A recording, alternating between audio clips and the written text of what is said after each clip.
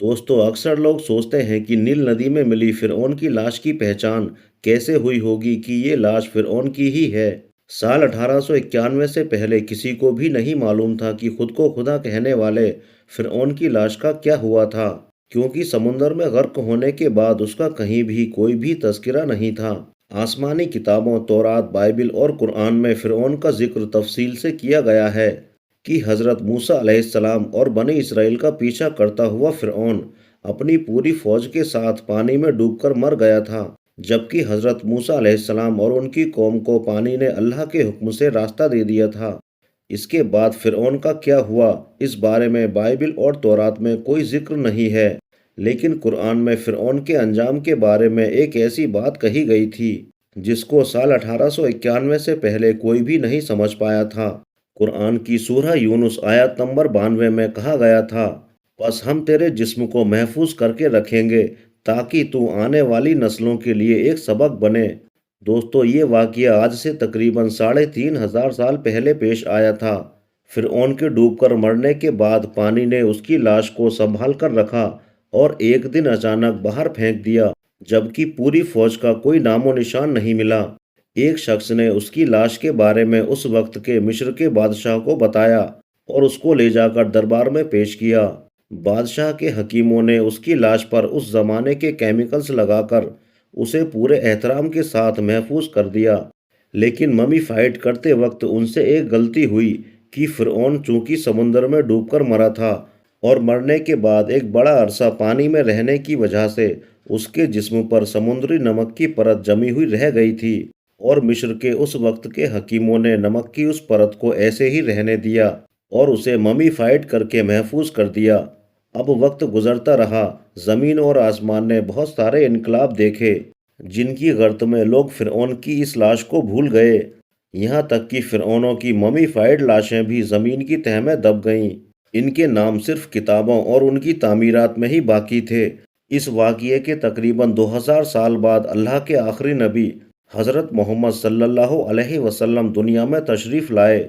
ان پر نازل ہونے والی کتاب قرآن میں فرعونوں کے قصے تفصیل سے بیان کیے گئے تھے، اور وہ یہ کہ اسی فرعون کے جسم کو محفوظ کرنے کی بات بھی ایک آیت میں نازل ہوئی تھی، جس کی سچائی پر سارے اہل ایمان یقین تو کرتے آئے تھے، لیکن کبھی کوئی یہ نہیں سمجھ پایا تھا کہ خدائی کا دعویٰ کرنے والے فرعون کی لاش کہاں محفوظ کی گئی ہے اور کس طرح سے اسے آنے والی نسلوں کے لیے عبرت کا نشان بنایا جائے گا۔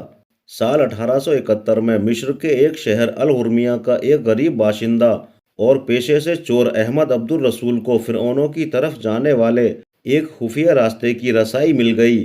احمد عبد الرسول، جو کہ پرانی چیزوں کو چرا کر بیچتا تھا، ایک دن وہ نیل ندی کے کنارے چوری کے سلسلے میں گھوم رہا تھا۔ اچانک اسے ایک خفیہ راستے کا پتہ چلا۔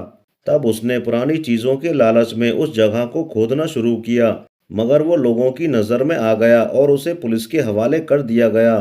مگر وہ راستہ اب حکومت کی نظر میں چڑھ گیا تھا اور اس کی کھدائی کروائی گئی، تو دوسرے فرعونوں کے علاوہ اسی فرعون کی لاش بھی وہاں سے برآمد ہوئی۔ اس کے تابوت اور سینے پر اس کا نام لکھا ہوا تھا۔ ان ممیوں کو قاہرہ لے جایا گیا۔ ان ممیوں پر ریسرچ کی گئی تو فرعون کی لاش یا ممی پر جمی ہوئی نمک کی پرت سے اس بات کی تصدیق ہو گئی کہ یہ وہی فرعون ہے جسے اللہ نے پانی میں غرق کر کے بدترین عذاب دیا تھا۔ اب یہ ایک بڑی خبر تھی، تو اس کی تصدیق اور ریسرچ کے لیے دنیا کے الگ الگ ملکوں کے ایکسپرٹس مصر پہنچ گئے۔ کاربن ڈیٹنگ اور دوسری ایکسپیریمنٹس کے بعد یہ طے پایا گیا کہ دوسرے فرعونوں کے بجائے صرف فرعون کی لاش پر ہی سمندری نمکیات کی پرت جمی ہوئی ہے، اور کاربن ڈیٹنگ کے ذریعے اس کا ٹائم پیریڈ بھی وہی ثابت ہوا جو اس فرعون کا تھا جسے پانی میں غرق کیا گیا تھا۔ یہ ثابت ہوتے ہی اس فرعون کی لاش کو میوزیم میں محفوظ کر دیا گیا، مگر 1982 میں فرعون کی لاش خراب ہونے لگی، تو اس وقت کی مصر کی حکومت نے فرانس کی حکومت سے درخواست کی کہ فرعون کی ممی کو خراب ہونے سے بچایا جائے اور ماڈرن سائنس کے ذریعے اس کی موت کی وجہ کی بھی تحقیق کی جائے۔ چنانچہ مصر کی حکومت نے فرعون کی ممی کو فرانس بھیجنے کی کارروائی شروع کر دی۔ جب فرعون کی لاش کو فرانس پہنچایا گیا تو ایئرپورٹ پر اس دور کے فرانسیسی پریزیڈنٹ خود اپنے منسٹرز اور آفیسرز کے ساتھ فرعون کی ممی کا استقبال کرنے کے لیے پہنچے۔ आपको जानकर हैरत होगी कि फिरौन की लाश का इस्तकबाल किसी जिंदा बादशाह की तरह किया गया था। फौजी दस्तों ने सलामी भी दी थी। फिरौन की मम्मी को माहिर साइंटिस्ट के हवाले किया गया। इस टीम की सरबराही डॉक्टर मॉरिस बुकाय ने की थी। माइक्रोस्कोप और सीटी स्कैन के जरिए मम्मी के तमाम अज्जा का बारीकी से टेस्ट किया गया, तो मालूम हुआ कि इसकी पूरी बॉडी में समुद्री नमकियात और ज़र्रात अभी तक मौजूद हैं, और मौत की वजह पानी में डूबकर मरना साबित हुई। एक बादशाह की मौत पानी में डूबने से हो, ये बात डॉक्टर मॉरिस की समझ में नहीं आ रही थी।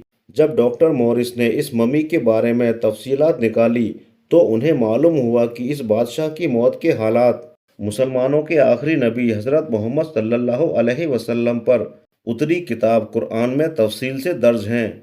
डॉक्टर मॉरिस को मालूम था कि ये लाश जहां बरामद हुई है वो एक इस्लामिक कंट्री है। चुनांचे वो तजस्सुस से मजबूर होकर मिस्र पहुंचे। अब चूंकि वो एक साइंटिस्ट थे, तो उन्होंने इस मामले में मिस्र के ही एक साइंटिस्ट से मुलाकात की। तो उन साइंटिस्ट ने कुरान खोलकर सूरह यूनुस की आयत नंबर 92 का तर्जुमा लफ्ज़ व लफ्ज़ डॉक्टर मॉरिस को सुना दिया।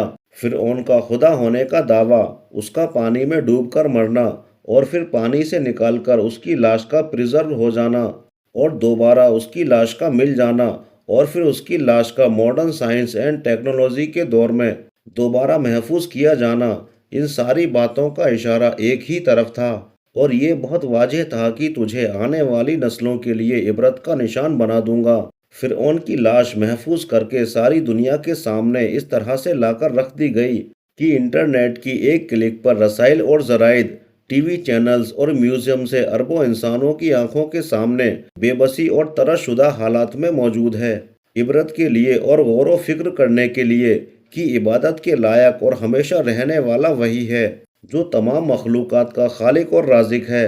डॉक्टर मॉरिस ने सिर्फ इसी एक आयत की वजह से इस्लाम कबूल किया और पुकार उठे कि अल्लाह हक है और उसके नबी हज़रत मोहम्मद सल्लल्लाहु अलैहि वसल्लम सच्चे हैं।